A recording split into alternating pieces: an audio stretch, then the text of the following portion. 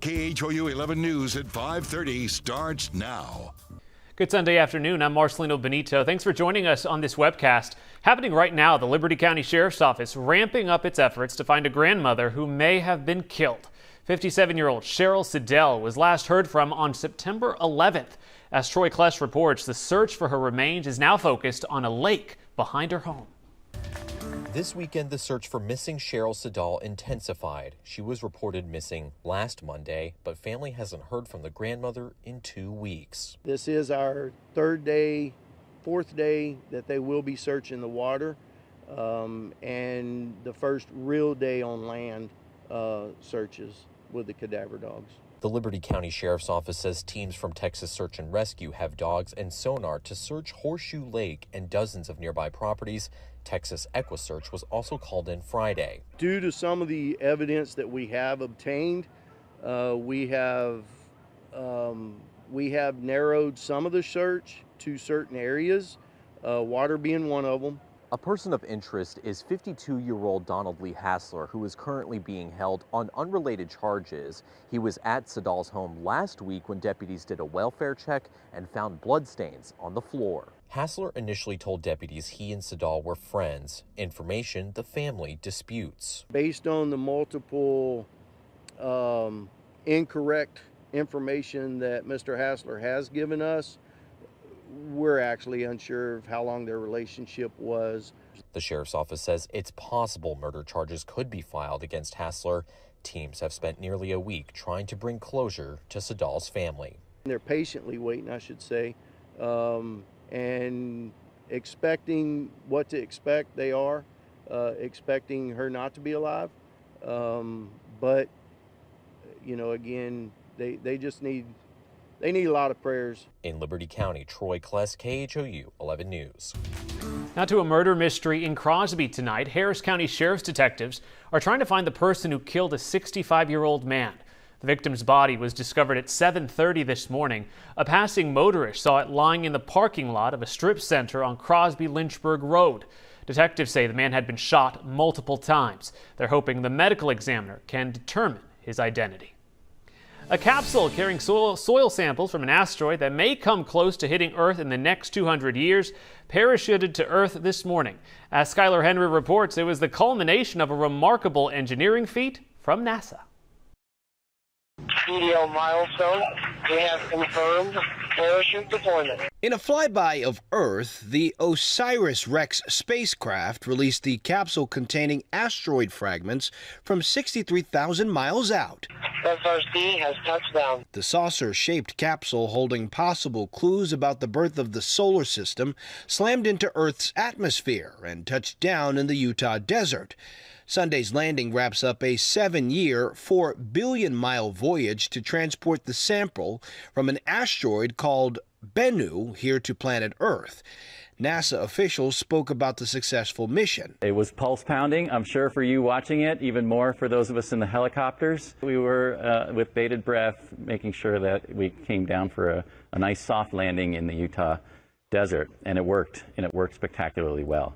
The capsule holding the precious cargo was moved to a temporary clean room at the Defense Department's Utah Test and Training Range. We're hoping that we'll see organics, we'll see amino acids, the building blocks of life, as well as evidence for past water on Bennu, because all of these things are the sorts of materials that asteroids and comets delivered to the Earth when it was forming and helped life to be able to flourish. Meanwhile, the mothership, OSIRIS-REx, set off after another asteroid. Because they are pristine examples of planetary building blocks, we want to study them because they're going to tell us a lot about how the Earth and all of the planets in our solar system were formed.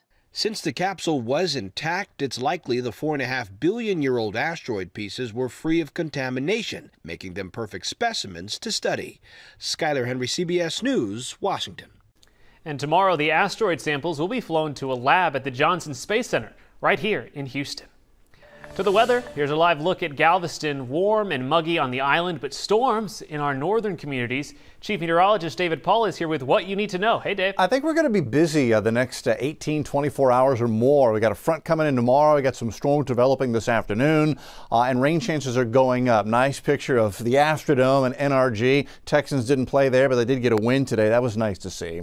A slight storm chance this evening. We're tracking a couple of storms coming in from the north right now. Rain looking very likely tomorrow, both in the morning and in the afternoon. And we're also keeping an eye on the tropics. There's actually a little spot in the Gulf of Mexico that we're watching. I'll show you everything we know about it here coming up. High temp today did go to 98. Now that's a new record for today. 95 is the old record set on this date back in 2011. 89 is normal for this time of the year. So we were 9 degrees above normal. Let's push ahead to Monday. Let's just start with tomorrow. What are your plans? In the morning, that's 6 a.m. Front approaching, showers and thunder showers looking likely 6, 7, 8, 9 in the morning across the Houston area. And then perhaps a redevelopment of more thunder showers Monday afternoon, 4, 4:30, 5, 5:30. It could become stormy in spots, so rain chances are looking good for tomorrow. But this evening, we've got a little piece of energy coming in from the north. And earlier, this storm had a severe thunderstorm warning with it. That has now been allowed to expire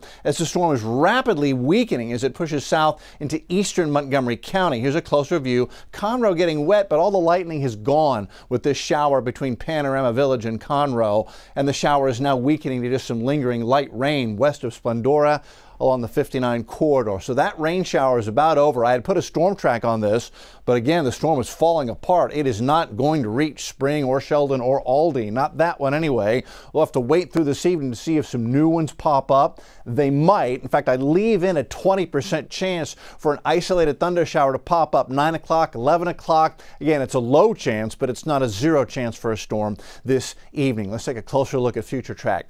Actually, it suggests we're quiet going into 10 o'clock with a couple of storms developing into our north and west up near the Texas Hill Country. Now tomorrow, let's look at tomorrow morning. This is 4 a.m. Scattered showers, Cleveland, Conroe to Livingston. That's 4 a.m. But we go into 7, 7:30 in the morning. And look at the rain and thunder showers expanding across the area. So tomorrow morning may be wet, maybe likely wet in a lot of areas as you get going on a Monday. We go into noon on Monday, perhaps a little break, a little lull in the action, and then it redevelops as we head to the afternoon. Here's 4:30 Monday afternoon, pockets of scattered showers and thunder showers. That's 4:30. We go into 7 and still some spots getting rain and thunder going into 7 o'clock. So overall tomorrow, it's a 70% chance you see some rain where you are. Now let's go to the tropics. Gulf of Mexico has been quiet for the past several weeks, but now a little tropical disturbance has formed here off the western tip of Cuba. Hurricane Center is giving it a 10% chance for development, but the headline on this one is that strong upper-level winds will make this unlikely to develop. We're going to take a closer look at that here in just a moment. First, quickly, the rest of the tropics. Post-tropical Ophelia raining itself out over New England right now. Tropical storm Philip is pushing to the north and west and will stay over open water. If this wave develops here coming off Africa with a 40% chance, it also looks destined for the open Atlantic. So the only spot we're really concerned with right now is this tropical disturbance setting off the western tip of Cuba. We look at GOES 16 infrared satellite here. It's not organized right now, but it is a cluster of thunder showers. Whether or not this thing develops will have everything to do with what goes on in the upper levels, the upper level winds. Let's take a look at that. And here's what I'm talking about. The wind shear over the Gulf looks likely to rip apart anything that could be forming here.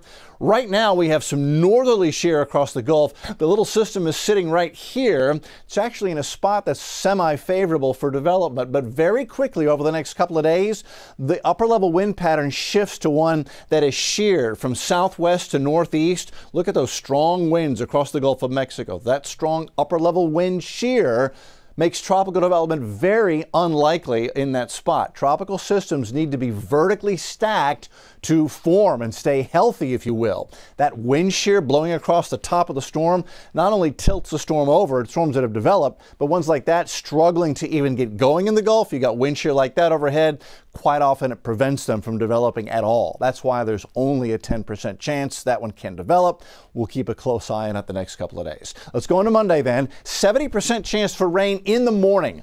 30% chance for a couple of showers at lunchtime, then back to at least a 50-50 chance for more thunder showers tomorrow afternoon. High temp goes up to 92. The extended forecast, Tuesday, a 30% chance for scattered showers. We stay in the low 90s with at least a slight chance for a couple of scattered or isolated thunder showers each afternoon, Wednesday, Thursday, Friday, even into next Saturday. But I think tomorrow morning is the best chance to see another chance for widespread showers and thunder showers, Marcelina. We'll keep an eye on that. Nice to see those rain chances, Dave. Thank you.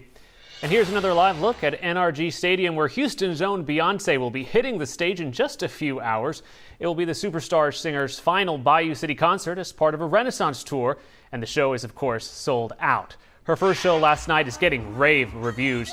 One of the high points was Megan Thee Stallion's appearance, Beyonce inviting her fellow Houstonian on stage for a performance of the song Savage. Fans were thrilled. Here's a look at some of the photos you sent us from last night. Some of the outfits were just incredible, and we want to see more from you. If you're headed to the show tonight, remember to text us a photo to 713-526-1111. Now to the Texans, the team picking up its first win of the season in Jacksonville today. The Texans dominated from start to finish. Quarterback C.J. Stroud completed 20 of 30 passes for 280 yards and 2 touchdowns.